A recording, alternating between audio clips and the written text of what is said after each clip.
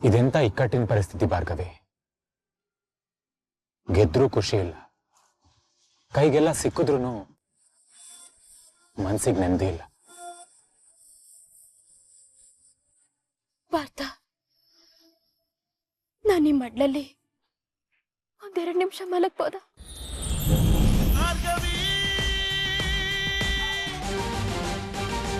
ಬೇಡ ಬೇಡ ಅಂದ್ರು ಒಂದ್ರ ಮೇಲೆ ಒಂದು ಸುಳ್ಳು ಹೇಳ್ತಾನೇ ಹೋದೆ, ತಪ್ಪು ಮಾಡ್ತಾನೇ ಹೋದೆ. ಈಗ ನೋಡು, ಅದೇ ತಪ್ಪಿನ ಸುಳಿಯಲ್ಲಿ ನೀನ್ ಸಿಕ್ಕಾಕೊಂಡಿದೀಯ. ಮಾಡಿರೋ ಕರ್ಮದಿಂದ ತಪ್ಪಿಸ್ಕೊಳಕ್ ಆಗುತ್ತಾ ಜಿಪಿ? ಯೋಚನೆ ಮಾಡ.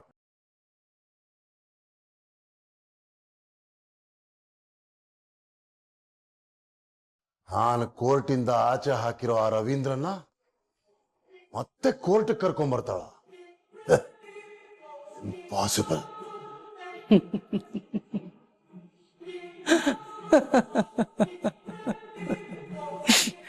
ಭಾರ್ಗವಿಗೆ ಇಂಪಾಸಿಬಲ್ ಅನ್ನೋದು ಯಾವುದೂ ಇಲ್ಲ.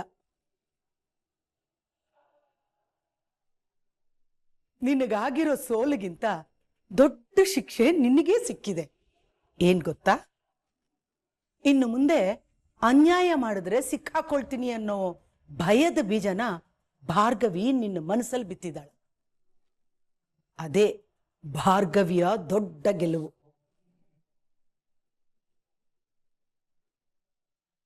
ಇವಾಗಾದ್ರೂ ತಿದ್ಕೋ ಜಿಪಿ.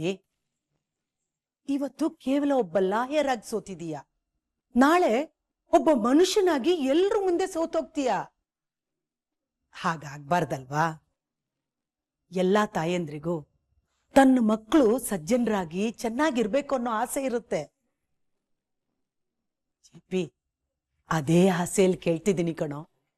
ಆದಷ್ಟು ಬೇಗ ಈ ದುಷ್ಟ್ರ ಸವಾಸ ಎಲ್ಲ ಬಿಟ್ಟು ನಿನ್ನ ನೀನ್ ತಿದ್ಕೊಳ್ಳೋ.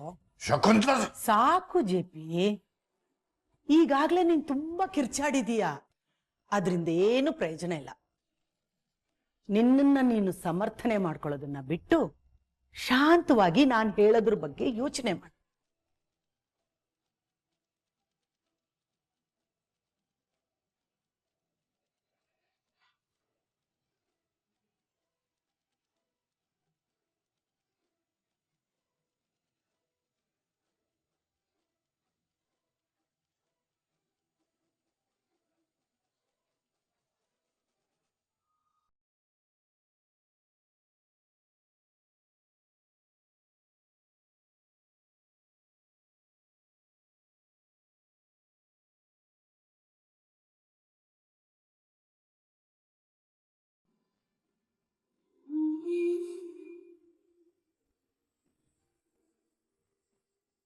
ಇದೆಂತ ಇಕ್ಕಟ್ಟಿನ ಪರಿಸ್ಥಿತಿ ಭಾರ್ಗವಿ. ಗೆದ್ರೂ ಖುಷಿ ಇಲ್ಲ, ಕೈಗೆಲ್ಲ ಸಿಕ್ಕಿದ್ರೂ ಮನ್ಸಿಗೆ ನೆಮ್ಮದಿ ಇಲ್ಲ. ಪಾರ್ಥ, ನಾನು ಈ ಮಡ್ಲಲ್ಲಿ ಒಂದೆರಡು ನಿಮಿಷ ಮಲಗ್ಬೋದಾ?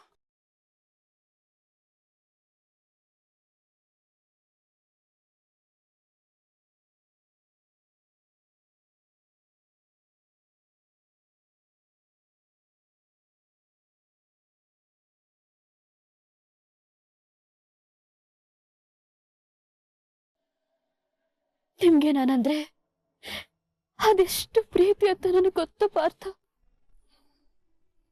ಹಾಗೆ ನಾನೀಗೆ ನನ್ನ ಕೆಲಸ ಹೇಗೆ ಅನ್ನೋದು ನಿಮಗೆ ಗೊತ್ತು ಅಂತ ನನಗೆ ಗೊತ್ತು.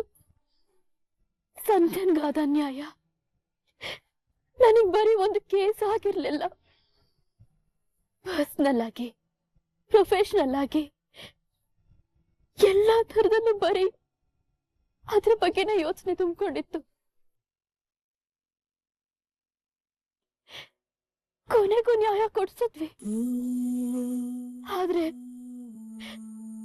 ಆದ್ರೆ ಕೆಲವನ್ನ ಅರ್ಗಿಸ್ಕೊಳ್ಳೋ ಮೊದ್ಲೇ ಅದೇ ಗೆಲುವು ಈ ಮನೆಯವ್ರ ಮನ್ಸನ್ನ ಒಡೆದು ಹಾಕುತ್ತೆ ಅಂತ ನಾನು ಅನ್ಕೊಂಡಿರ್ಲಿಲ್ಲ ಪಾರ್ಥ. ನಾನು ಅನ್ಕೊಂಡಿರ್ಲಿಲ್ಲ.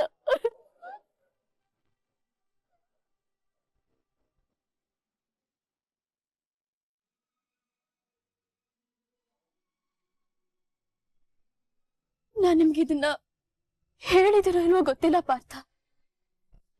ನನ್ ಚಿಕ್ಕ ವಯಸ್ಸಲ್ಲಿ ನಮ್ಮಪ್ಪನ ಹೇಗೆ ನಾನು ರೋಲ್ ಮಾಡೆಲ್ ಆಗಿ ತಗೊಂಡಿದ್ನೋ ಹಾಗೆ ನಾನು ಕಾಲೇಜಿಗೆ ಬಂದಾಗ JP ಸರ್ನು ಅದೇ ಒಂದು ಗೌರವದಿಂದ ನನ್ನ ರೋಲ್ ಮಾಡೆಲ್ ಆಗಿ ತಗೊಂಡಿದ್ದೆ. ನಾನು ಕಾಲೇಜಲ್ಲಿ ಇರ್ಬೇಕಾದ್ರೆ ಪ್ರತಿಯೊಬ್ಬ ಪ್ರೊಫೆಸರ್ ಬಾಯಲ್ಲೂ JP ಸರ್ ಹೆಸರು ದಿನದಲ್ಲಿ 1-2 ಸಲನಾದ್ರೂ ಬಂದೇ ಬರ್ತಿತ್ತು. ಅವರು ನಮ್ಮ ಅಪ್ಪಂಗೆ ಮೋಸ ಮಾಡಿದ್ದಾರೆ. ಆ ಶಕ್ತಿ ಪ್ರಸಾದ್ ಜೊತೆ ಸೇರ್ಕೊಂಡು ಅವ್ರ ಸಂಘ ಮಾಡಿ ಕೆಲವೊಂದು ಕೆಟ್ಟ ಕೆಲಸಗಳನ್ನ ಮಾಡಿದ್ದಾರೆ ಅನ್ನೋ ಕೋಪ ಒಂದು ಬಿಟ್ರೆ ಅವ್ರ ಮೇಲೆ, ಅವ್ರ ಜ್ಞಾನದ ಮೇಲೆ ನನ್ಗೀಗ್ಲೂ ಅಪಾರವಾದ ಗೌರವ ಇದೆ ಪಾರ್ಥ. ಅದ್ರಲ್ಲೂ ಅಂತ JP ಸರ್ ಎದುರುಗಡೆ ಅದು ಒಂದ್ ಕೇಸ್ ವಿರುದ್ಧವಾಗಿ ನಿಂತ್ಕೊಳ್ತೀನಿ ಅಂತ ನಾನು ಖಂಡಿತವಾಗ್ಲೂ ಅನ್ಕೊಂಡಿರ್ಲಿಲ್ಲ. ಆದ್ರೆ ಈ ಗೆಲುವು ಇಷ್ಟೊಂದು ಪರಿಣಾಮ ಬೀರುತ್ತೆ, ಆದ್ರಿಂದ ನಿನಗೂ ತೊಂದರೆ ಆಗ್ತದೆ ಅನ್ನೋದು ನೋಡಿ ನನಗೆ ತುಂಬಾ ಸಂಕಟ ಆಗ್ತದೆ.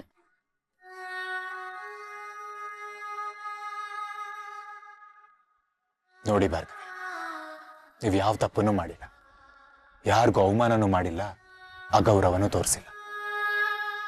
ಆದ್ರೆ ಏನ್ ಮಾಡೋದು, ಡ್ಯಾಡ್ ಅಷ್ಟು ದೊಡ್ಡ ಸ್ಥಾನದಲ್ಲಿರೋ ವ್ಯಕ್ತಿ, ಅಂತ ವ್ಯಕ್ತಿ ಎಡುವುದಾಗ ಪ್ರಪಂಚ ನಗೋದು ಸಹಜ ಅಲ್ವಾ? ಅದನ್ನ ನಿಮ್ ತಪ್ಪು ಅನ್ನಕ್ಕಾಗತ್ತ? ಡ್ಯಾಡ್ಗಿದು ಫಸ್ಟ್ ಸೋಲ್, ಅದಕ್ಕೆ ಸ್ವಲ್ಪ ಮನ್ಸಿಗೆ ಹಚ್ಕೊಂಡಿದಾರಷ್ಟೇ.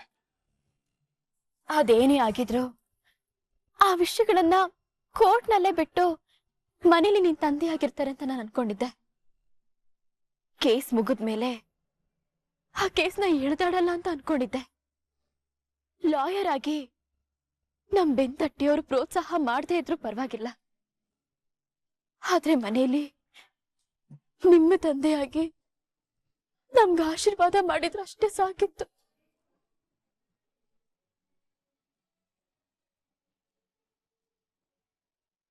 ಆ ಭಾಗ್ಯನೂ ಇಲ್ಲದೆ ಹೋಯ್ತಲ್ಲ ಅಂತ ಅನ್ನಿಸ್ತದ ಪಾರ್ಥ. ಅವರು ನನ್ನನ್ನು ಹೇಗೆ ನೋಡ್ಬೋದು, ನಾನು ಅವ್ರನ್ನ ವೃತ್ತಿ ವಿಚಾರವಾಗಿ ಹೇಗೆ ನೋಡ್ಬೋದು, ಆದ್ರೆ ಇಲ್ಲಿ ನಾನು ಅವ್ರನ್ನ ನನ್ನ ತಂದೆ ಸ್ಥಾನದಲ್ಲಿಟ್ಟು ತುಂಬಾ ಗೌರವದಿಂದ ನಡ್ಕೊಳ್ತಾ ಇದ್ದೀನಿ ಪಾರ್ಥ. ಗೊತ್ತು ಭಾರ್ಗವಿ, ಅವರೇ ಹುಡುಕಿದ್ರು ನಿಮ್ಮಷ್ಟು ಒಳ್ಳೆ ಸೊಸೆ ಸಿಗ್ತಿರ್ಲಿಲ್ಲ ಅವ್ರಿಗೆ. ಅದ್ ಯಾರೇ ಸಿಕ್ಕಿದ್ರು ನನ್ನ ಮನ್ಸಲ್ಲಿ ನಿಮ್ ಸ್ಥಾನ ತುಂಬಿಸೋಕ್ ಸಾಧ್ಯನೇ ಇಲ್ಲ.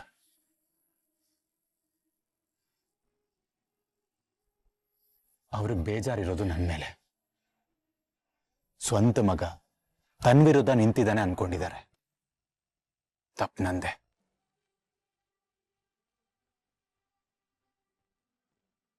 ಇಲ್ಲ ಅರ್ಜುನ್, ಇದಕ್ಕೆಲ್ಲ ಕಾರಣ ನಾನು ಸುಮ್ಮನೆ ನೀವ್ ಹೇಳ್ದಾಗ ಲಾ ಪ್ರಾಕ್ಟೀಸ್ನ ಬಿಟ್ಬಿಡ್ಬೇಕಾಗಿತ್ತು.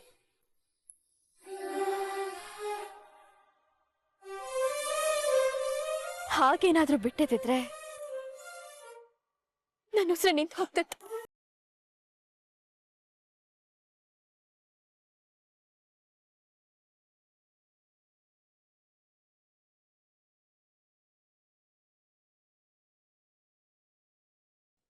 ನಾವದಷ್ಟೇ ದುಃಖ ಪಟ್ಕೊಂಡು ಕಣ್ಣೀರಿಟ್ರು ಅವ್ರ ಕೋಪ ತಣಿಯಲ್ಲ ಭಾರ್ಗವಿ.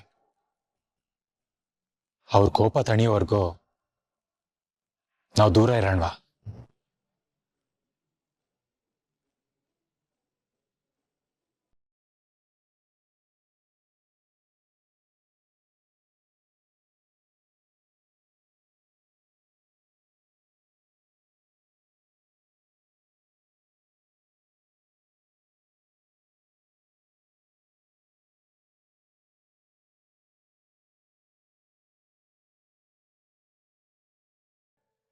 ಮೈ ಡಿಯರ್ ಚರಣ್, ನಿನ್ನನ್ನ ನಾನು ಮದ್ವೆ ಆಗಿದ್ದು ನಿನ್ನ ದುಡ್ಡು, ಆಸ್ತಿ, ಅಂತಸ್ತು ಇದನ್ನ ನೋಡಿನೆ. ಆದ್ರೆ ಏನ್ ಮಾಡ್ಲಿ, ಒಂದು ಸ್ವಲ್ಪ ದಿನದಲ್ಲೇ ನಿನ್ ಬಗ್ಗೆ ಪ್ರೀತಿ ಶುರುವಾಯ್ತು. ನಾನ್ ಕೆಟ್ಟವಳೆ ನಿಜ, ಆದ್ರೆ ನೀನು ತುಂಬಾ ಒಳ್ಳೆಯವನು ಕಣು. ನಿನ್ನ ಪಡೆಯಕ್ಕೆ ನಾನು ತುಂಬಾ ಪುಣ್ಯ ಮಾಡಿದ್ದೆ. ಆಗಿಂದ ನಾನು ನಿನ್ನ ಪ್ರೀತಿಗೋಸ್ಕರನೇ ಹಂಬಲಿಸ್ತಾ ಇದ್ದೀನಿ. ಆದ್ರೆ ನಿನಗೆ ಆ ಭಾರ್ಗವಿ ಮೇಲೆ ಪ್ರೀತಿ. ನಿನ್ನದ್ ಎಷ್ಟೇ ದೂರ ತಳ್ಳಿದ್ರು, ನಿನ್ನದೆಷ್ಟು ಅವಮಾನ ಮಾಡಿದ್ರು, ಅದು ಒಂದು ಕಾರಣಕ್ಕೆ ನಾನು ಸುಮ್ಮನೆ ಇದ್ದೆ. ನನಗ್ ನಿನ್ ಮೇಲೆ ಪ್ರೀತಿ ಆದ ಹಾಗೆ ನಿನಗೂ ಒಂದಲ್ಲ ಒಂದಿನ ನನ್ನ ಮೇಲೆ ಪ್ರೀತಿ ಆಗತ್ತೆ ಅಂತ ಅನ್ಕೊಂಡಿದ್ದೆ. ನಿನ್ನ ಡ್ಯಾಡ್ಗೆ ಹೆಲ್ಪ್ ಮಾಡಿದೆ, ಆ ಶಕ್ತಿ ಪ್ರಸಾದ್ಗೆ ಹೆಲ್ಪ್ ಮಾಡಿದೆ. ಇದೆಲ್ಲ ಮಾಡಿದ್ ಯಾಕೆ ಹೇಳು? ನಿನಗ್ ಹತ್ರ ಆಗಕ್ಕೋಸ್ಕರ, ನಿನ್ನ ಪ್ರೀತಿನ ಪಡೆಯಕ್ಕೋಸ್ಕರ. ಆದ್ರೆ ಇಷ್ಟೆಲ್ಲ ಮಾಡಿನೂ ನನಗ್ ಸಿಕ್ಕಿದೆ ಹೇಳು? ಬರೀ ಅವಮಾನ, ಅದೇ ನೋವು.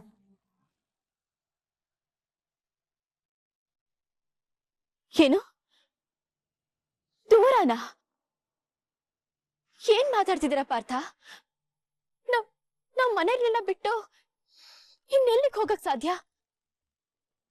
ನಿಮ್ಮನೆಗೆ. ನಮ್ಮನೆಗ? ಯಾಕೆ, ನಿಮಗಿಷ್ಟ ಇಲ್ವಾ? ಇಷ್ಟು ಪ್ರಶ್ನೆ ಅಲ್ಲ ಪಾರ್ಥ. ನಾವಿಬ್ರು ನಮ್ಮನೆಗ್ ಹೋದ್ರೆ ಮಾವ ಏನ್ ಅನ್ಕೊಳ್ಳಲ್ಲ ಹೇಳಿ? ನೋಡಿ ಭಾರ್ಗವಿ, ನಾವಿಲ್ಲೇ ಇದ್ರು, ಸೈಲೆಂಟ್ ಆಗಿದ್ರು, ಡ್ಯಾಡ್ಗೆ ಅದು ಅವಮಾನ ಮಾಡಿದ ಹಾಗೆ ಅನ್ಸುತ್ತೆ. ಅದಕ್ಕಿಂತ ನಾವು ದೂರ ನಿಮ್ಮನೇಲಿರೋದೇ ವಾಸಿ. ಸ್ವಲ್ಪ ದಿನ ಅಷ್ಟೇ. ಎರಡೂ ಮನೆ ಒಂದಾಗಕ್ಕೆ ಇದೊಂದು ಒಳ್ಳೆ ಅವಕಾಶ. ಎಲ್ರಿಗೂ ಸಮಾಧಾನ ಆಗಕ್ಕೆ ನಾವೀ ನಿರ್ಧಾರ ತಗೊಳ್ಳೇಬೇಕು.